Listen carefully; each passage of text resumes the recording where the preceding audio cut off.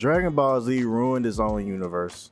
Now, for about the past, 10, 20 years even, Dragon Ball Z has been one of the most popular animes of all time, and rightfully so among its place of, some of the best anime that we've seen. But I am coming today to kind of tell you that Dragon Ball could be better, but to a fault of its own, they ruined their own universe and ruined any potential of being the definitive greatest anime of all time. Now, Dragon Ball has many problems. It is about no near a perfect anime, but Dragon Ball has one glaring problem that they refuse to acknowledge, which ruins Dragon Ball for me and maybe ruin it for you to this very day. Let's talk about it.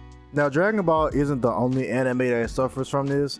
Most of the big three, and including Bleach, suffer from this same thing that Dragon Ball suffers from, as Dragon Ball, among many others, have the humble beginnings sort of problem with anime. What do I mean by humble beginnings? I mean, in the very beginning of Dragon Ball, rules are established as far as power scaling, how strong characters are, how strong characters can be. And in the first couple of, seasons and everything, it's, regulated good. It's balanced, kind of perfectly.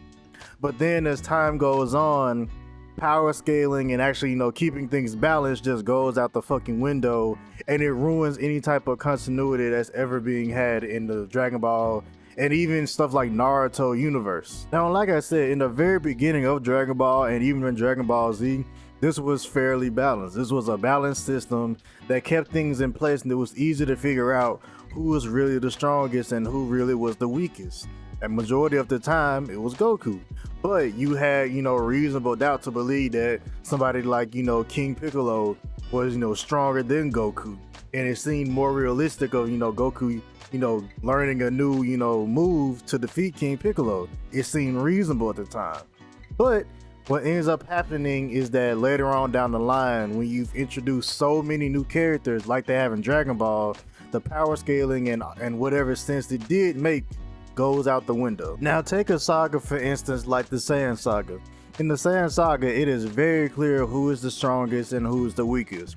Goku and Vegeta are the strongest people on the battlefield, with Nappa, being behind them, and other people like Tien and Yamcha and all those sort of being considered the weakest of the bunch. Simple enough to understand. But you would think that this is a problem that mainly plagues, modern Dragon Ball, with, more and more characters being introduced as time goes on. And you would be right, this is a problem that mainly plagues, modern DBZ.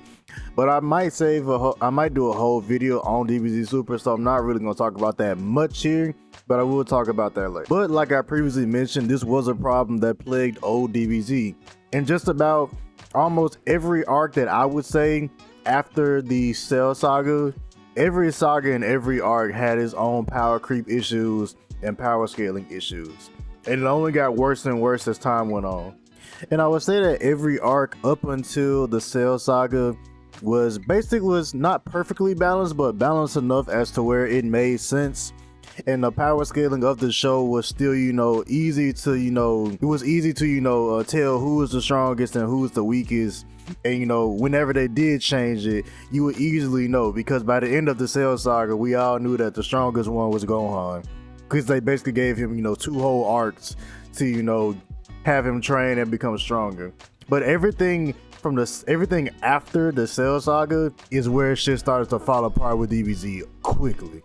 And this might just be, kind of a side note, but unironically, at least the way that I see it, as soon as DBZ, got rid of Goku and Goku was no longer, a main part in the show, as he died, when Cell blew up and everything, it was easier to power scale around everybody. It was easier to power scale because, Goku wasn't around to, get a new transformation, and Vegeta didn't really get new transformations either unless Goku was around. So it was easier to power scale without Goku than with him being around. But let's jump ahead to the Buu saga as to where this shit reached its peak of none of this makes sense, and they're kind of just making shit up as they go along. The Buu saga is a prime example of when DBZ stopped giving a fuck about power scaling and just said, fuck it, we gonna throw some shit at the wall and see what sticks. Now, in the very beginning, it was still, kind of clear cut. They went with the whole, Goku going Super Saiyan 3 for the first time. and everything seemed like, it would be normal, DBZ, type of power scaling. But Goku went Super Saiyan 3 for nothing because he lost. And then Vegeta lost. Because Vegeta, did that, sacrifice and everything. Now all of a sudden, Gohan is the strongest. But wait, there's another thing. Now all of a sudden, Super Buu is the strongest. At first it was Majin Buu, but now all of a sudden he's 9 feet tall and he's the strongest person they're ever facing. You see what I'm kind of getting at here? Like, it was so many flip-flops of who is the strongest in this one saga that it kind of made my hair hurt, and it was just like, it didn't make sense to me.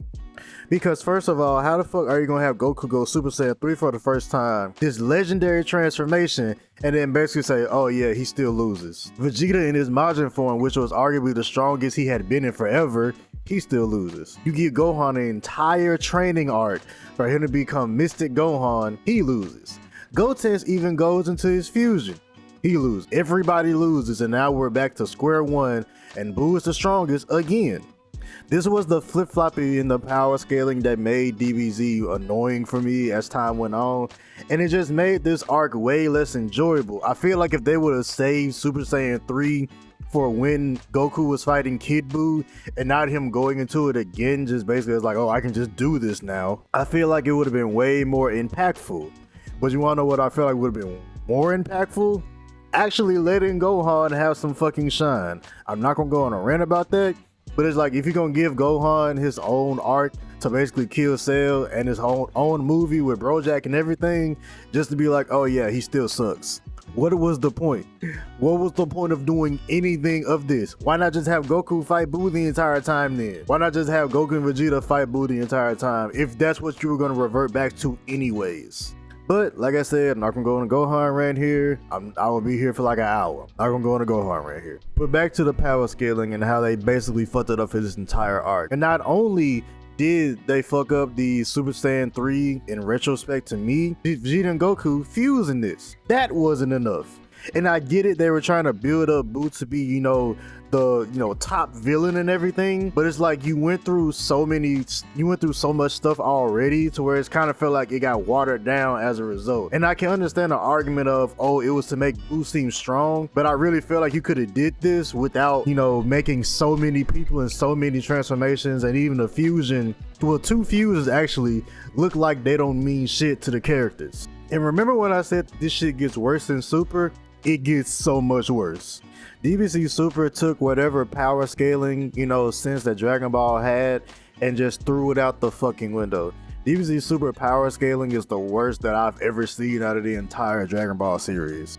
Because over the years, Goku has had many transformations in Super, but when Goku learned how to use Ultra Instinct and then he still ends up getting his ass whooped, it just went overboard for me. Because not only does Goku learn Ultra Instinct, he goes Super Saiyan God, which apparently, there was something, even beyond that.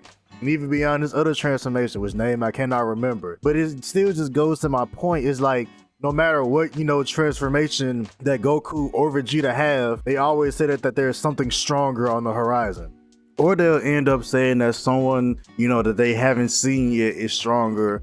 And it just, at least in my opinion, it makes all the transformation and all the cool shit that they do with these transformations, it just makes it seem pointless. Because it's like, what's the point of Goku going Super Saiyan God, and I still can't remember the name of transformation before that, then going Ultra Instinct if there's just going to be somebody stronger on the horizon? Like, when will Goku and Vegeta actually, be the definitive strongest people ever?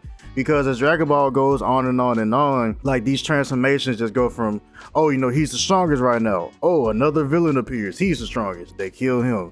Oh, now they're the strongest again. Kill him. And another one comes around, and it's the same repeated formula that really ruins any it doesn't feel like Dragon Ball has any good weight to it anymore. The stakes never really feel high anymore. When the androids and Cell were running around beating their ass, it felt like this shit had weight to it. It felt like there were stakes. Like, if they lose this, they're gonna really it's gonna really be some crazy shit going on. But now it's like, if they lose, it's like, oh, they'll have a big motivational speech. Goku or Vegeta will transform again. Then all of a sudden they have this new strong super duper transformation. Now all of a sudden they're gonna win again. It's like, it doesn't help that none of these things that like keep happening back to back to back. And I really do feel like, at least especially in my opinion, I really feel like the only reason we got DBZ Super is to give Goku and Vegeta more transformations to like, you know, sell like, you know, to sell more video games and shit like that. I really don't feel like from a story standpoint that none of DBZ Super even needed to be made. And I really do feel like the more that they go on, they're not really helping Dragon Ball's continuity or anything of their universe. Cause it's like, if the main character isn't as strongest in his universe, then what the fuck is the point? Especially if this doesn't tie into any character growth or big story plot. Like, it doesn't do that in Dragon Ball.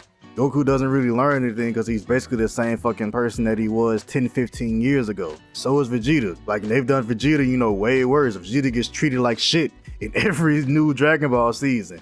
And that's just something that I don't understand. And like, I hope at this point they come to a stopping point with Dragon Ball to where they can be like, okay, we've done enough, they have enough transformations, done everything we can, and they actually end it. Because I feel like at this point, Dragon Ball is just fight scenes. Like, outside of the fight scenes, I really think people do not give a flying fuck about Dragon Ball. I really don't think they did. I really think that they do. Because every time I hear about Dragon Ball, as I don't watch it as basically at all anymore, I only see the fight scenes. I never see anything that really like grabs me story-wise, because it's basically the same shit that they've always been. But that's just my take on DBZ and their universe. If you want to watch any of my other crazy anime takes or any of my trash anime takes, I got a Naruto video and a Sasuke video that I think you'll enjoy.